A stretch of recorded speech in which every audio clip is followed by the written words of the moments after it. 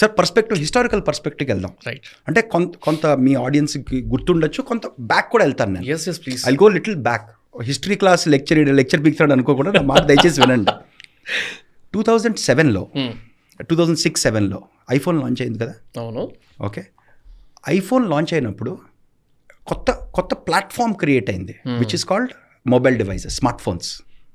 దానివల్ల ఎన్ని కంపెనీలు బిల్డ్ అయ్యాయి. మీరు ఈరోజు మీ Uber, Airbnb, Ola, you name it, ఎన్ని కంపెనీలు బిల్డ్ అయ్యాయి స్మార్ట్ ఫోన్ బేసిస్ మీద. So it's a tectonic shift. ఎన్ని కంపెనీలు చచ్చిపోయాయి, ఎన్ని ట్యాక్సీ కంపెనీలు చచ్చిపోయాయి, అర్థమైందండి. అది గుర్తొస్తుంది. సో ఒక రెవల్యూషన్ వచ్చినప్పుడు నేచర్ కూడా అంతే. మీకు మార్కెట్ నేచర్ అన్నాను కదా, సింపుల్.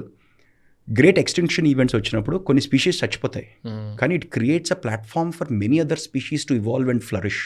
నేచర్ అది. మార్కెట్ కూడా అంతే. 2007లో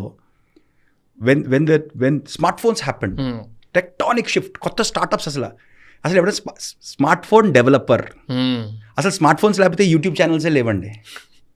4G రెవల్యూషన్ లేదు. దానివల్ల ఎన్ని జాబ్స్ క్రియేట్ అయ్యాయి. మీకు స్విగ్గీ లేదు, జొమాటో లేదు, అసలు ఈ కామర్సే సకానికి లేదు. ఉండేది పూర్వం ఉండేది, కానీ ఇంత వైడ్ స్ప్రెడ్ ఉండేది. పూర్వం ఉన్న కొన్ని smart phones made them big. అది ఎంత ఎంప్లాయ్మెంట్ క్రియేట్ చేసింది, డైరెక్ట్, ఇండైరెక్ట్. ఇది ఒక ఎగ్జాంపుల్. సో షార్ట్ నా సమ్మరీ చెప్తాను.